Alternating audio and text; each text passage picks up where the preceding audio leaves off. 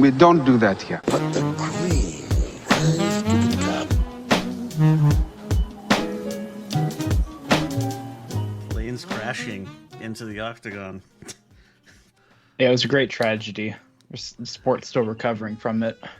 Yeah, all these years on. It was UFC's 9/11. Yeah.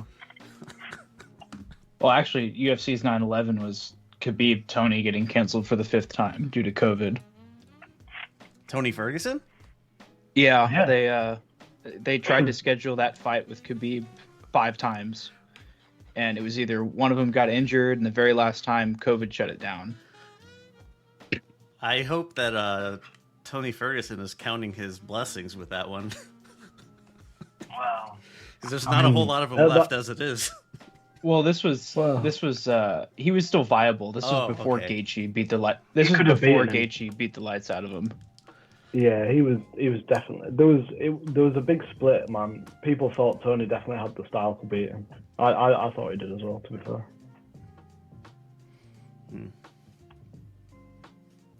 Well, yeah, it was like one of those things. Like, if I guess the good comparison would have been like Spence Crawford, where like where these guys want to work is the same place, but they do it different ways. So like Khabib was obviously the chain wrestler, but Tony was very comfortable fighting off his back and going for a submission. So that's kind of where the allure was. Well, shall we do the thing that we do? Excellent intro. Michelle. Yeah, it was on topic. So let's get rolling. We're back for finalies. Sorry, I was in prison. International drug trafficking is not good for your freedom and safety and health. So don't do that. This is the Ultimate Fucking Casual. My name is Leo, fresh out of the pen. Joined in my celebration of freedom with my buddies Chief and Nathan. They're gonna school me up on what's been going on in the MMA world while I was incarcerated. I wasn't really incarcerated. So first thing, some more news came out about the PFL acquiring Bellator. So the integration strategy is kind of how we expected it to go. So for the 2024 calendar year, Bellator is going to continue as a separate-ish entity. They're rebranding it the Bellator International Champions Series, with the other entities being like the PFL League Series, I think Development, and then the European League Series or whatever. Or International Leagues, that's what it is. Bellator fighters are immediately available to fight in PFL, so they might start pulling some of the, I guess, lesser-known talents there. The 2024 season for PFL goes as normal, and at the end of the year, when the 2024 season champs are announced, the Bellator champions will face the PFL season winners.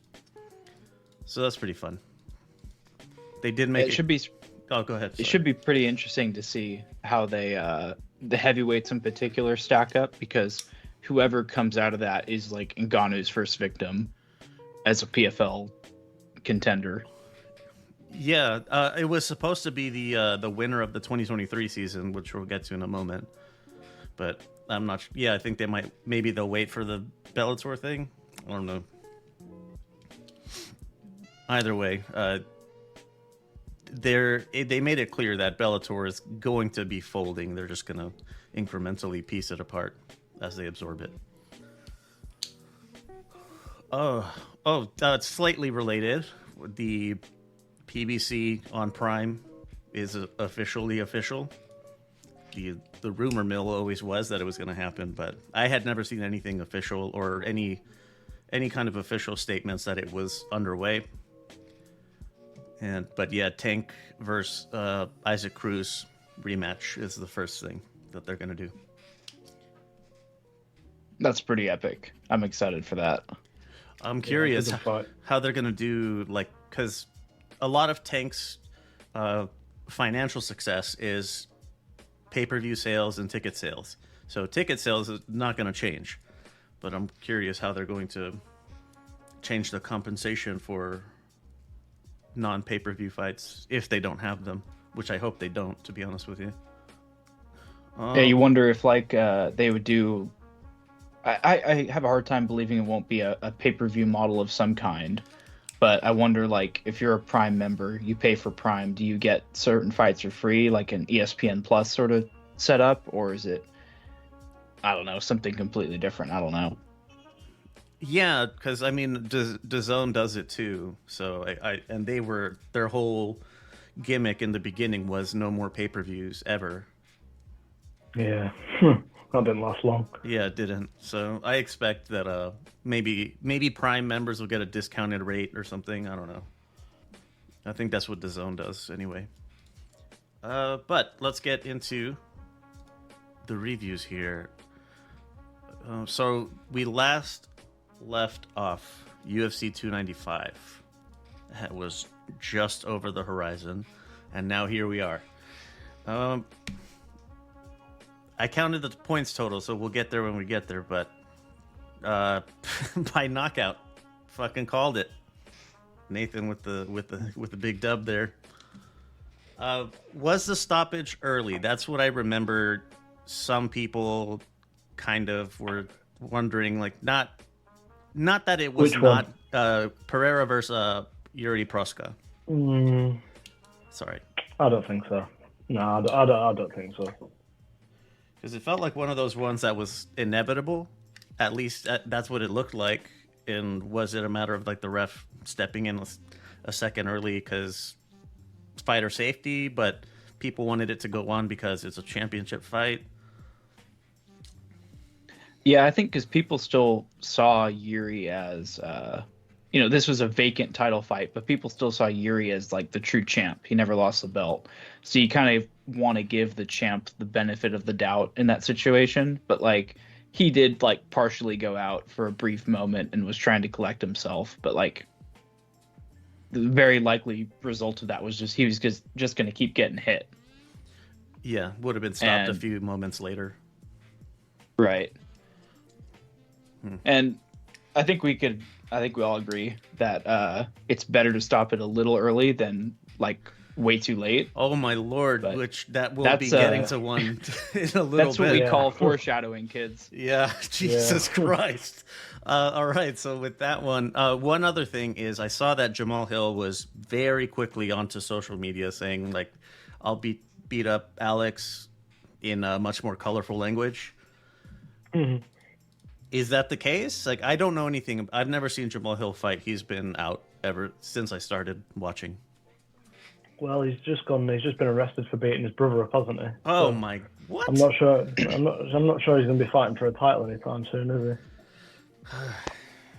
I guess it depends if he's in Dana's good graces or not. I was about to say, when has that ever stopped UFC from throwing a guy into a high-profile event?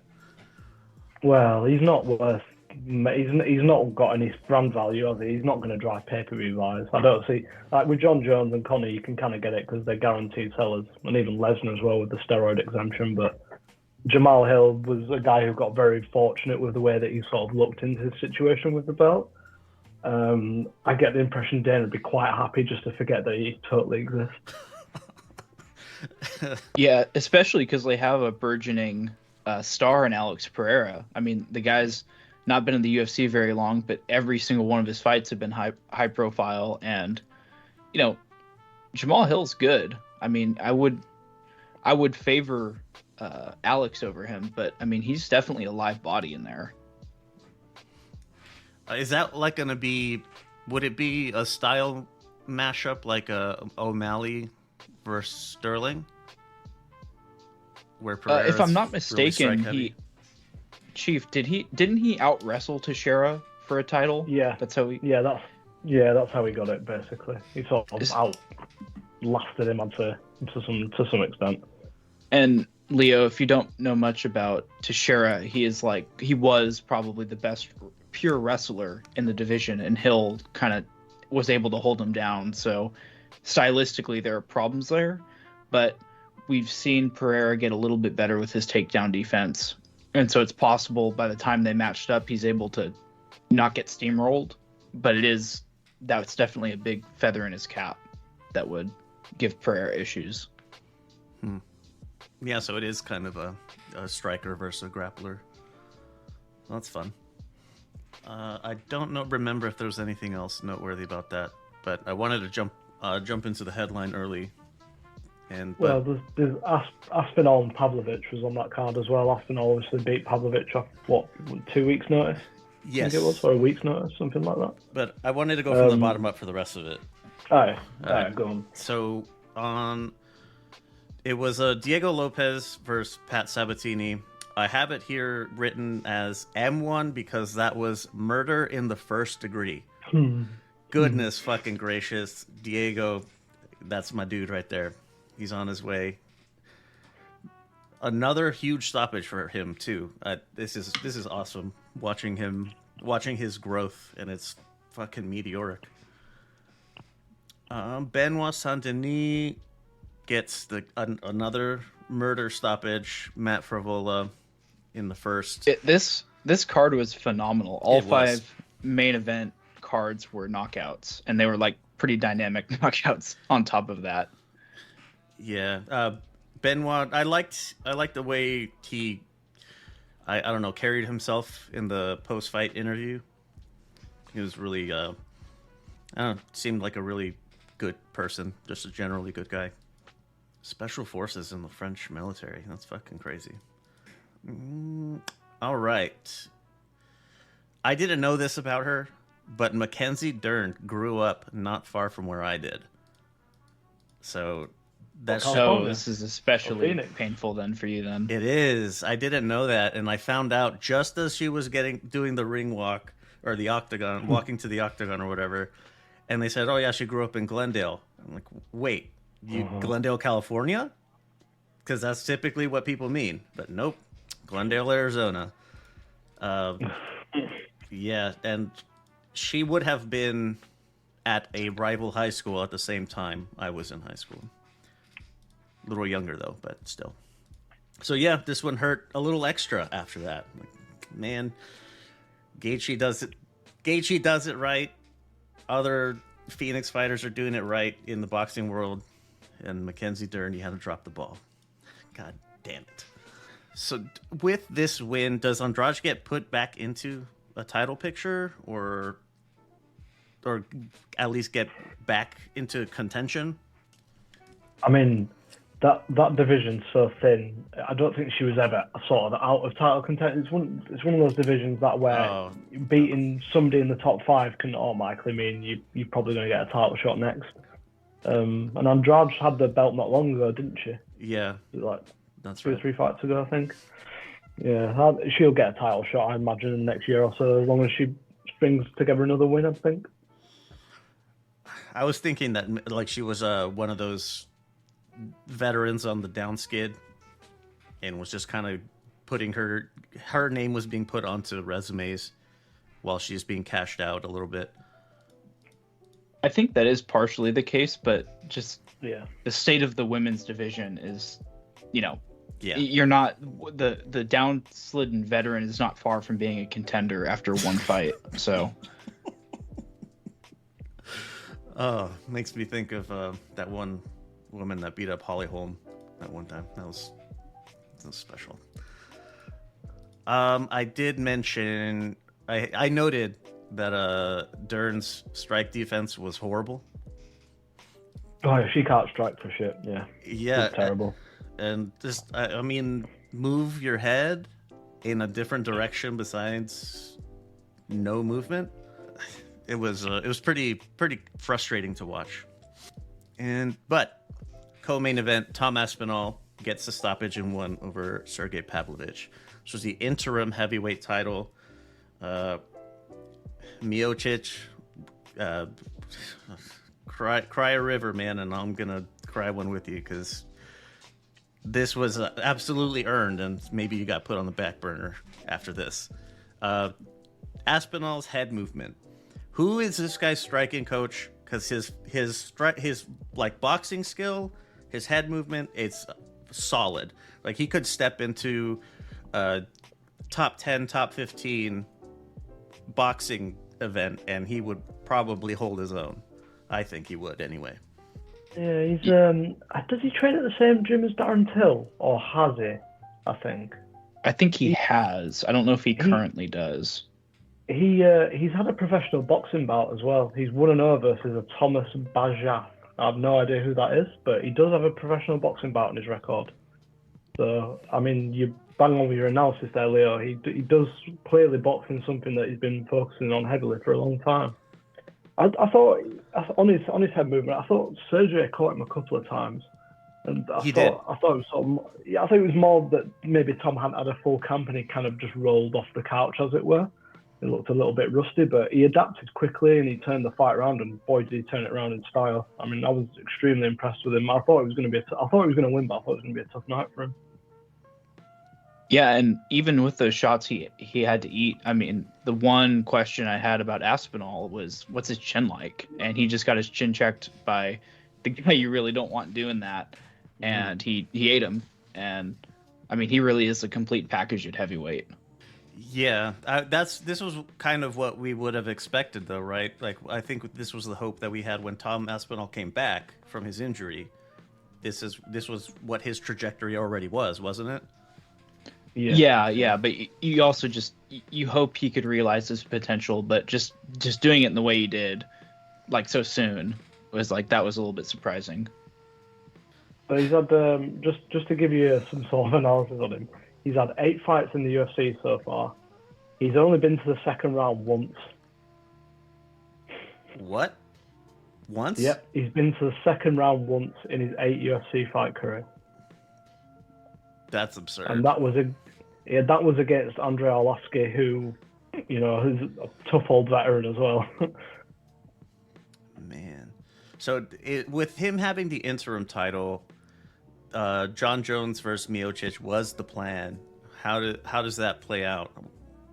Is Aspinall a big enough name to put Miocic on the side again, or? I think he is, but Dana, I hope I'm remembering this correctly, but I think at the last press conference, somebody asked him about this, and he said that the Stipe fight's the fight to make, and that they're still going to try to do. Which Jones, that is. Yeah, which when you've got an interim champ, I don't necessarily like that. I almost think that if you've got an interim champ, the next fight you should make should be a unification. Yeah, to consolidate. But I do understand why people want it, because there's the Stipe legacy of him being the best heavyweight in the UFC and such. But I personally wouldn't mind seeing John Jones go straight into the Aspinall fight. All right, so last question on this one. If John Jones takes Stipe instead and then retires without having fought Aspinall, does that at all tarnish his legacy? No, definitely not. It doesn't tarnish it, but it also doesn't really help him, because you have to be realistic about what Stipe is these days. And sure. He's, 42 years old. Last fight, he was knocked out cold. He hasn't fought in 3 years.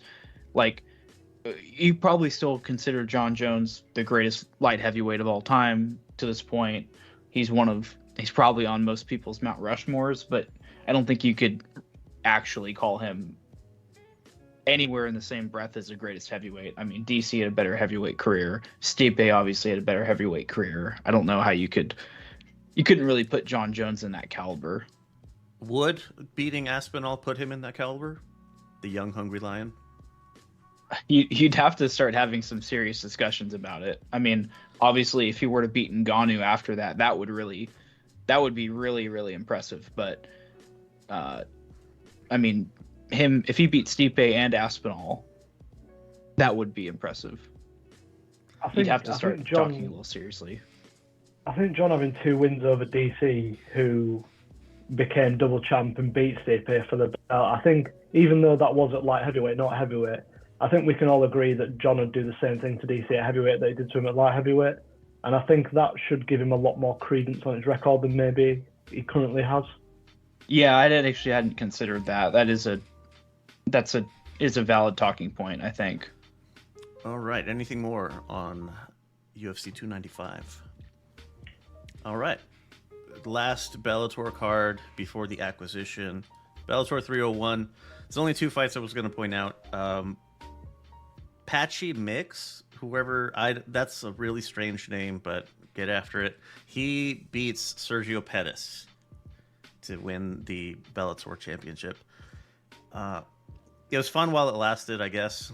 Kind of scrappy, but they both seemed like they were trying to get each other to grapple the other one, get the other one to commit to grappling first. But yeah, then the main event, Yaroslav Amosov, the Ukrainian wonder. He was previously undefeated, and he got his ass beat. He looked off that night. Really slow, slow reactions, slow hands, slow everything. Yeah, but he seems committed to continue, so good for him, I suppose. On the 18th of November, at the Apex, from the bottom up, I did take a lot of notes on this one. So, Miktebek Oralbai is he? This was his debut, I think, or something, or like his second fight or something. But yeah, it was kind of boring. Amanda Ribas versus Luana Pinheiro. Amanda Ribas herky-jerky twitching, but her head is still completely fucking stationary.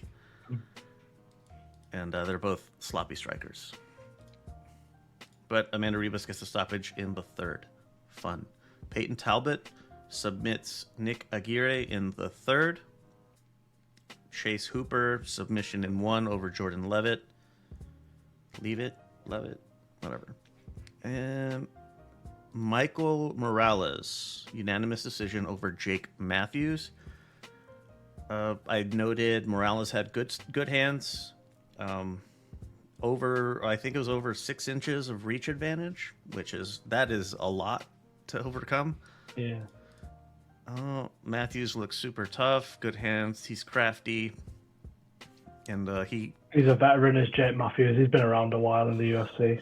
All right, that makes sense because like he was giving a lot of looks to Morales, like he was coming at him in a lot of different ways, and that was pretty impressive.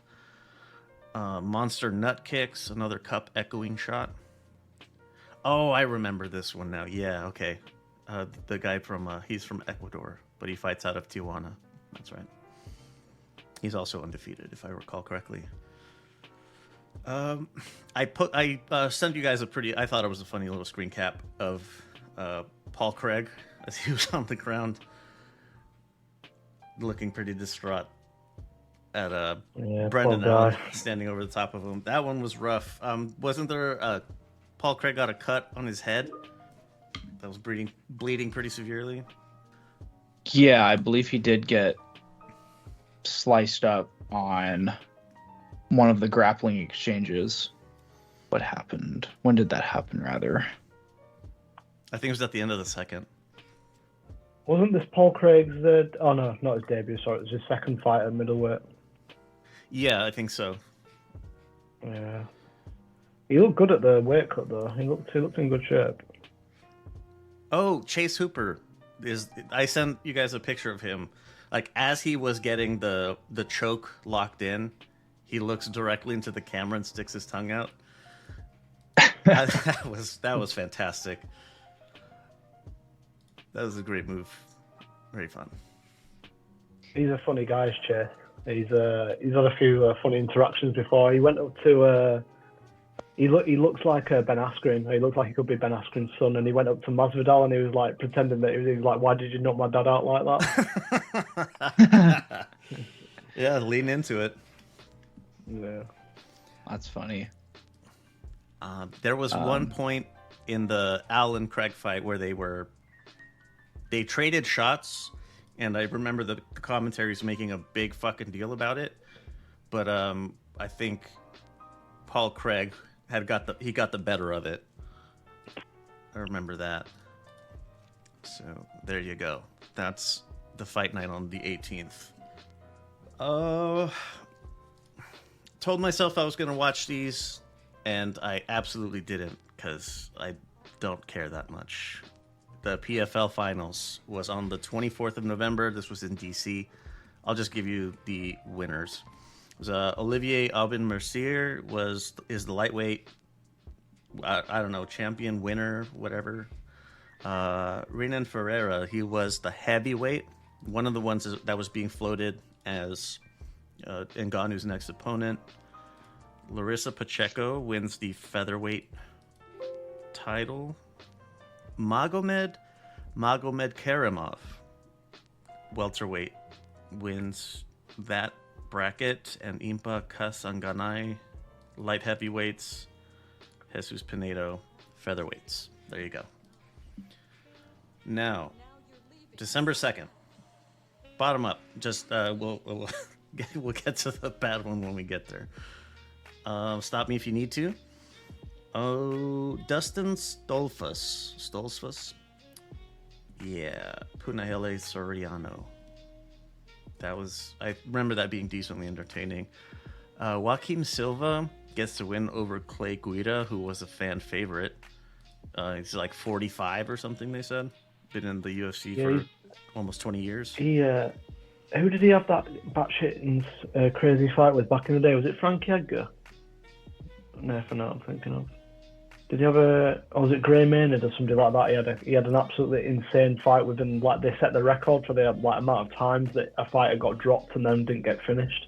I think it might have been Edgar. Oh, that vaguely rings a bell. That's pretty Oh, wild. definitely, yeah. It was like back in like the Just Bleed, like Affliction, like sort of post-punk days of the UFC. Yeah.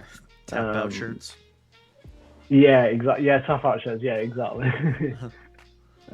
Gray Maynard, yeah. Oh, that was the one. That was crazy. You should go back and watch that. It was a crazy fight. Clay Guida.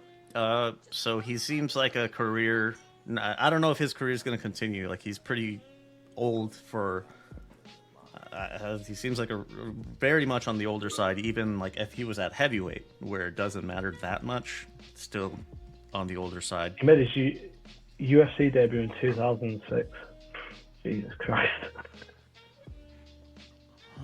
2006. Yes, Goodness. and he was in the WEC before that, but the UFC bought WEC around that time, so you could sort of say officially he was already in the UFC. He was in Strikeforce before that as well, so he's been around. Yeah. I mean, he was really entertaining, scrappy guy. I wasn't sure that Silva won, but whatever. I suppose it doesn't matter for Clay at this point. Sean Brady submits Kelvin Gastelum, welterweights. Davison Figueiredo beats Rob Font. Davidson.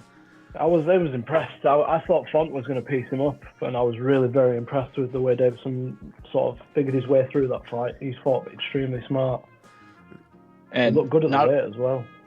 Yeah, I was surprised. He's coming up from flyweight to bantamweight, and his power is absolutely carrying up. Like, he rocked Rob several times, and I did think this was funny. Immediately after the fight, he called out Sean O'Malley, and that's like, he's only about 5'5", so that's about like a 6-7 inch height disadvantage.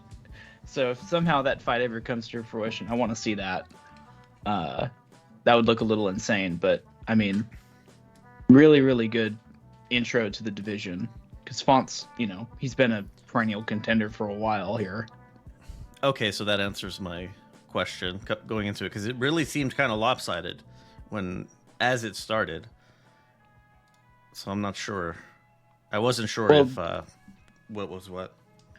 Yeah, I mean, Davidson was really good. He was destroying the flyweight division until he ran into Moreno, and then they had their quadrilogy. And even though Moreno got the best of him, I mean, Figueiredo's still still really talented fighter. It just, you don't know when you jump up in weight. The weight divisions are more spaced out than boxing is, so fighters can look really different when they go up in weight. But he looked right at home, honestly. He was a guy who he really struggled to make 25 as well. he always looked like death at the weigh-ins, did Figueiredo, whereas Moreno always looked a lot more comfortable at the weight than he did. So I think it's definitely a bonus for his career that he's making waves up at 35 now. Coming into this, I had their rankings at 2 and 8, Figueiredo and Font. But is that number 2 for the previous weight? Yeah, that's his flyweight rankings. Oh, okay. Okay, that makes sense. Yeah, they are now at 8 and 9. So that's kind of fun. And Jalen Turner, Bobby Green. Easily, I mean, I assume this will come up again in a couple weeks when we do like end of the year rankings. Easily the worst stoppage of the year. Oh, absolutely. Yeah. It's disgusting. Disgusting. I had no words, honestly. Like, I've seen bad stoppages in all directions. Yeah, this is easily among the worst I've ever seen in my life. Because he was knocked out like what 3 or 4 times, like out. He was out, reasonably out enough to stop it as he hit the ground. Let alone the dozen times that he got hit after that. It's completely unnecessary. It's the way the ref's just sort of peering over him. And that's the worst part. How can you not see? Like, you're in the perfect spot. This guy's eyes are just rolled into the back of his head and his body's completely limp. Like, what? Like, do you need to see his toes curled to know that he's out? Like, what else do you need to see, ref? He's waiting for rigor mortis to set in before he steps in to stop it, despite seeing Jalen Turner turn Bobby Green into a fucking bobblehead. Unbelievable. I hope whoever that guy was, I hope he's penalized. Dana said after, I think he's not going to let him ref again or something like that. I remember rightly. Absolutely. He directly commented on it in the post-fight and press conference. Yeah, completely unacceptable. Fighter safety is kind of, you're like the chief fighter safety officer, pretty much. Yeah, it's bad when you see a stoppage like this, and it would make like Mario Yamasaki blush. I mean, that's how bad it was. That's the guy you guys said. Yeah, and that's like, this is the worst, like one of the worst guys it could have happened to, because like Bobby Green, he's like almost in the spot Tony Ferguson is in, but he hasn't completely fallen off. But after this fight, I mean, who knows? Like his last fight, he looked pretty good, considering all things considered. He looked pretty solid. I remember that, and then because it's like, shit, he's back in the rankings. Well, oh no, what's gonna happen? Right, but at like 40 years old, or I don't know if he's 40 quite yet, but he's had over 40 UFC fights. I mean, he's taken like plenty of damage. So this was just, I mean, really such an unfortunate fight. I mean, that could be the last time we see him in the ring. Wouldn't surprise me. He's a striker as well. You know, he's not a guy who's going to, wrestle to the floor and sit in position. He's a guy who will exchange with you.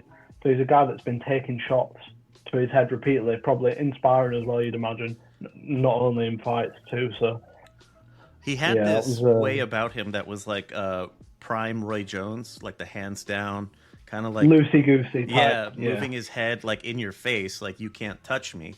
Just go ahead and try. Except Jalen Turner did try. And he succeeded. I think even when Green went down, I think Turner hit him like twice, and then he was like, kind of looked at the ref like, "What are we doing? Are we still going? Are you sure?" Yeah, I remember him hesitating for like a split second, and that was I don't know where does this guy live? Let's go egg his house or something. And did you guys see afterwards, Sean O'Malley said that Jalen Turner should be arrested for continuing to fight? Which, like, it's such a ridiculous thing to say. It's not his job to stop the fight. Like, his job is to stop it in a different sense than the refs is, if you know what I mean. His job is to end the fight, not stop it, if that makes sense. You're splitting hairs with wording, but it's I mean, criticizing Jalen Turner for that, I mean, he's doing his job, right? I mean, and he's really young too, early in his career, early-ish, I guess. But yeah, that The thing is, Mhm. that could affect a guy like Jalen, because imagine you're a young guy in your career and you've just done that to a guy, and then you're seeing all the backlash online after, and then you go home and you think, shit, what if when I'm Bobby Green's age, that some ref does that to me, and I get laid out like that? You know, like it's not only that it's bad on Bobby, it sets a bad example for the younger fighters as well. It's just a shit situation all around. there was a fighter. I remember they were doing a highlight reel of his where he was scoring. They kept calling it walk-off KOs, and like, he would kick someone, and then they would go down.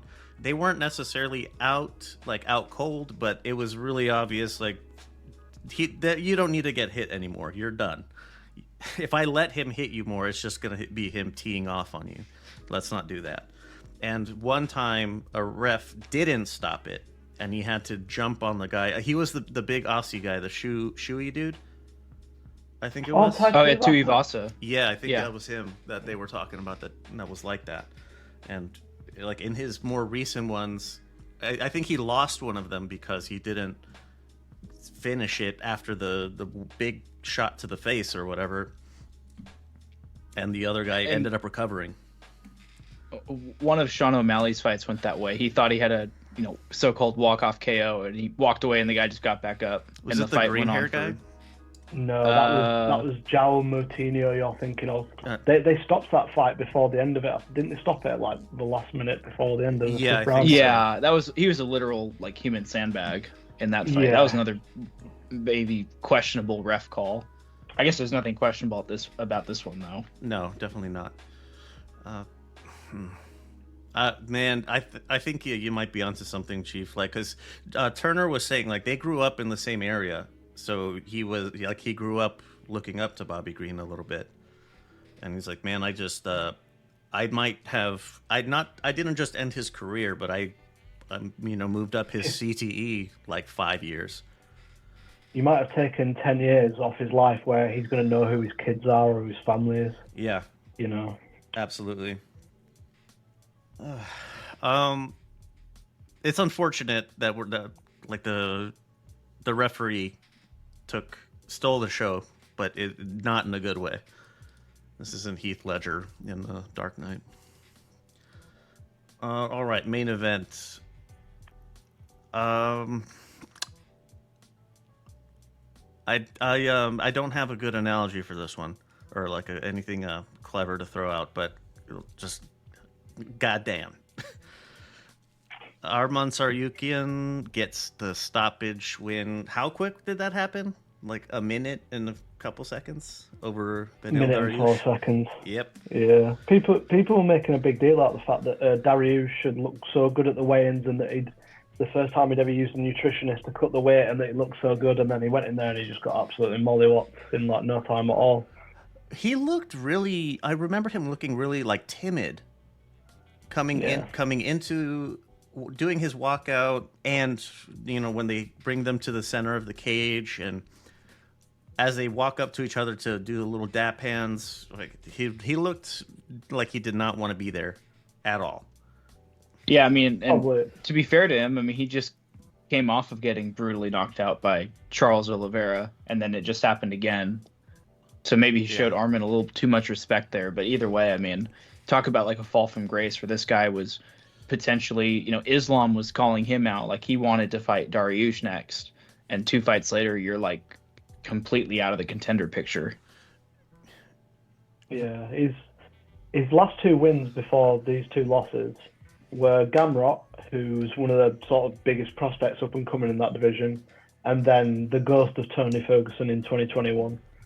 So he was in an amazing place up until June of this year when he lost to Oliveira. He was, like you say, he was probably going to fight for the belt, but he's probably finished now, Dariush, if we're honest, at the top level. I mean, maybe he gets kept around as a gatekeeper, but he's 34 years old. He's just lost to, maybe a fringe top 5 contender in Shahrukh, and he lost to Oliveira before, who's probably going to fight for the title next. I don't really see a path back for Dariush, if I'm honest. Yeah, he's 100% like a gatekeeper now. And I mean, when you get knocked out like that once, period, I mean, it does change you. And for him to have back-to-back losses like that, I mean, this guy could just turn into a glass cannon. if he gets the wrong matchups. That's what I'm worried about for him.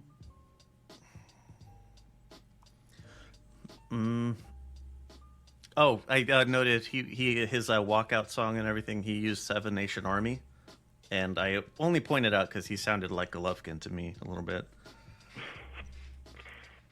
That good guy, like, oh yes, I respect him. Like, I will go to his family's house and say hello. And what? What are you talking about? But He yeah, does like have that kind of vibe about him. yeah, like that good guy kind of. This is just sport. I still, Dariush is great and all that. Anything more on this fight night besides fuck the ref and Tyson Fury and the ref, but also Tyson Fury? No, I think that's it for me. All right then. Point totals as of 2 days ago were 43 to Chiefs 50. I have a trophy picked out. I'm almost ready to get it engraved. Still looking around, maybe just in case I find another design that I like better. Isn't there another fight night to go before the end of the show? There must be at least 2. one more. There's one this weekend, isn't there? There's two cards. Mate, I might not win. Yeah, only it's possible. 7 points. Yeah, it's possible. There's a chance. Got to be on your game on these picks. Yeah. So, for our review block or preview, we're going to December 3rd to the 16th. Why am I being alerted for that conversation? All right. So, really quick, one fight night on the 8th is a bunch of names from one. It's Muay Thai. The entire card is Muay Thai. Edgar Tabarez, he got knocked out by Rodtang not too long ago, so that's fun. All right, December 9th. Oh, December 8th, one thing. I have to mention, there's this card by it's a boxing card by Del Sol Promotions. It's in Arizona. I'm going to be there. Press section. It's going to be awesome. Mickey Scala, if you don't know him, you should. Fantastic 154 prospect. We talk about him a lot. I'll be talking about him more throughout the week in the next day or two. So that's kind of fun. All right. Oh, Nathan, the what was the name of that club in like Irving? Like something Junction? Oh, yeah. I don't remember the name off the top of my head, but I know what you're talking about. Yeah. The guy that runs those events got back to me. So the next one's in March, if you're interested. Okay, yeah, sign me up. Smoke in the city, they call it. Whatever, get after it, dog. All right, UFC Fight 9. This one's at the Apex. It was originally billed. It was going to be in Singapore. I don't know why it got changed, but you can tell like there's a lot of Asian fighters here. So from the bottom up, middleweights, Park Jun Young. This is the Iron Turtle versus Andre Muniz. Nasrat Hakparast versus Jamie Malarkey. Last time I mentioned him, cut in that Band of Brothers. Malarkey slang for bullshit. So this dude is Chinese, but he has one name, Sumu Derji. I don't know. Alan Nascimento, flyweights. Anthony Smith versus Khalil Roundtree, light heavyweights. And Song Yadong versus Chris Gutierrez, bantamweights. I think I definitely want Roundtree as a pick. I have to take Man, Roundtree. I have to take Roundtree Yeah. as well. Anthony kind of- Smith he was kind of lackluster, but he in his last one, but he He's been improved his lackluster striking. in like his last 3 fights. Oh no! Yeah, he could have been champ if he'd have took the coward's way out. Remember against Jones? Oh, that's right. That's what it was. If he took the disqualification. Yeah, he'd have been light heavyweight champ. But fair play to him for not doing that. He does a lot of commentary work with the UFC as well. Like he's on the desk quite a lot if he's not working. On the broadcast, sorry, not the desk. I think he's probably got a job for life. Dana he probably got into Dana's good graces by not taking the disqualification. I'm gonna go Song Yudong. Yadong. Yeah. Yeah, the top two fights, I have to go with Song as well. Doesn't seem like a lot of debate around there. Like Song's gonna take care of business and probably submit Chris. I guess I'll put my vote down as a submission win. All right. Anyone want to hit up Iron Turtle? Just everybody throw your hats in for him, because with a name like that, Monkey King, Iron Turtle. Please. Are you allowed to say Monkey King? Sorry. Yeah. Is Why that not? allowed? Yeah, I don't see why not. He's what was that orangutan in Jungle Book? Who was that? All right, never mind. All right, just the top I know two. who you're talking about. I know what you're on about. You know, it's just a long time since I've seen the Jungle Book. King Louis is his name. That's the guy. There you go. That's him. Absolutely. All right, but anybody else besides the top two? I'll take. Yeah, probably just the top two. Those are probably the only ones worth All right. throwing in for. All right, so that's that. And December 16th did one of you guys send a rumor about this? Yeah, it hasn't been substantiated yet. Covington was meant to be out, but I don't think it's been confirmed by anybody yet. All right, so we'll continue as it is. Bottom up, we have Alonso Menefield versus Dustin Jacoby. They are ranked 14th and 15th at light heavyweight. Josh Emmett versus Giga Chad, 6 and 8 at featherweight.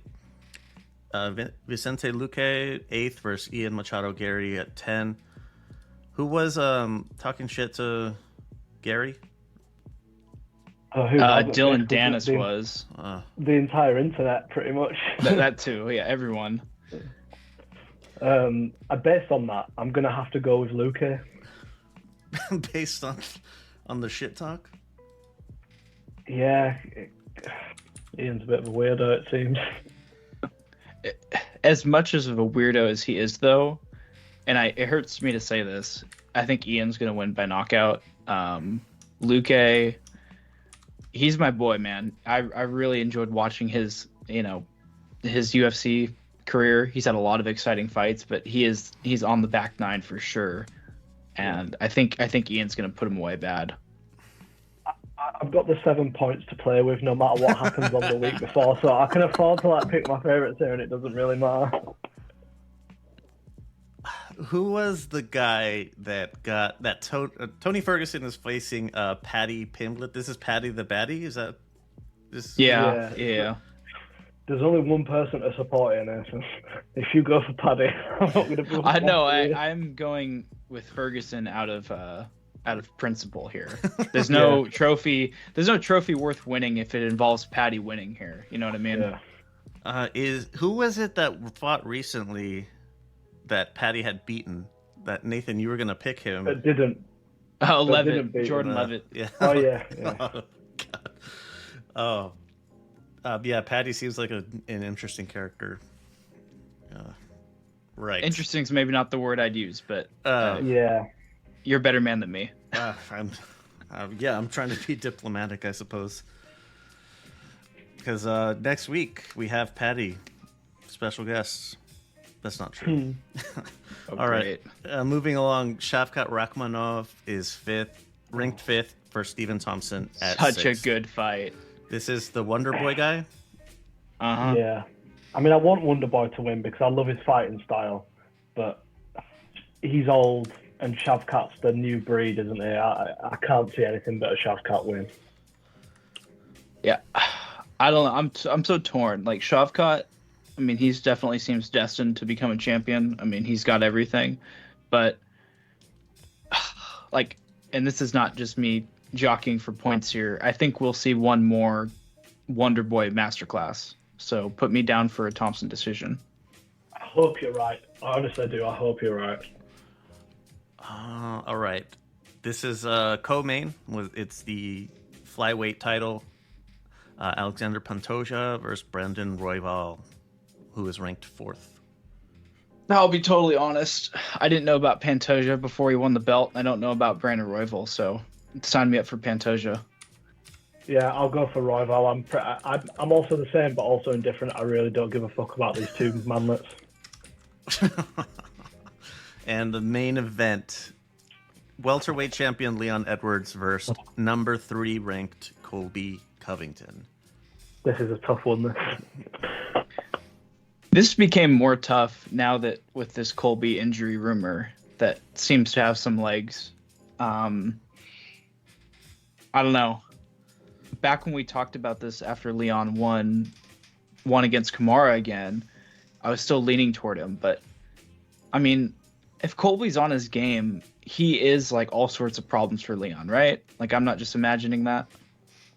I mean, he is, but I think he's got better cardio than Kamaru. But we've also seen Kamaru handle Colby twice. I mean, handles us maybe a slightly strong adjective, but Kamaru beat Colby both times pretty comfortably, I'd say.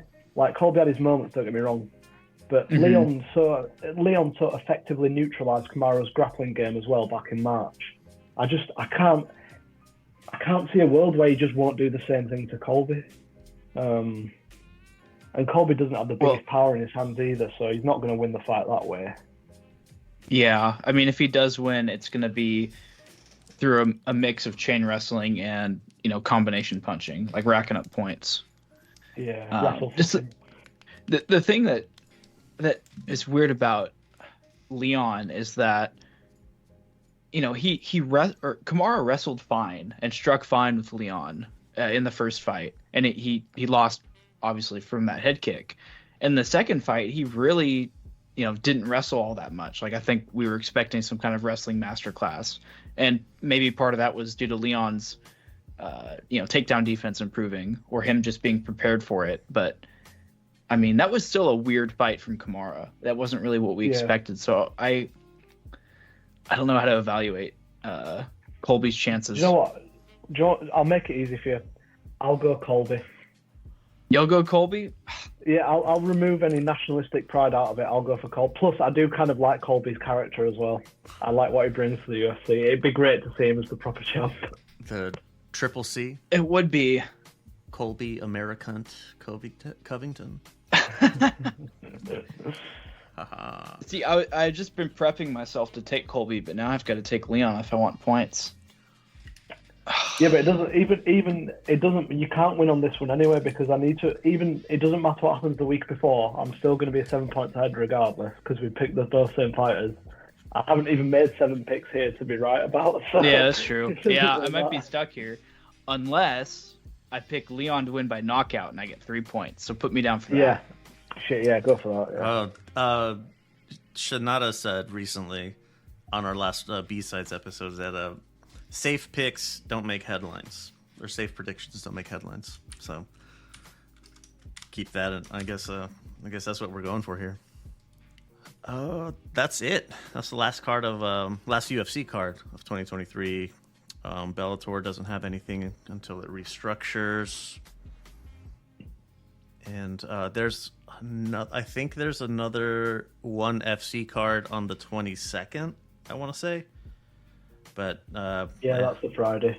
Yeah, we can. I guess I don't know if we're gonna meet before then. Maybe just after the 16th, and then that's it for the year. Well, yeah, right? the next one we've got down is the 17th, so we'd literally be like waking up and then reflecting on the night before. So, or maybe we just do what we've done today and do it on Wednesday if that suits everyone. Like, give a couple more days to catch up on it. It's fine with me either way. Yeah, I could do that. Yeah. All right. Cool. I'm good. I don't start my new job till after Christmas, so like I'm pretty free and easy to watch as much fighting as I want now. Oh, without a lot of weight on your mind. Yeah. Yeah. Yeah, exactly. All right. So, where is that Leon fight happening? Is it in the U.S. or the U.K.? It's at the T-Mobile in Vegas. Yeah. T-Mobile. Okay. Yeah. Well, if we're all around, we ought to jump on a call for that. Get our reactions to. Yeah. The live happenings for the last card of the year.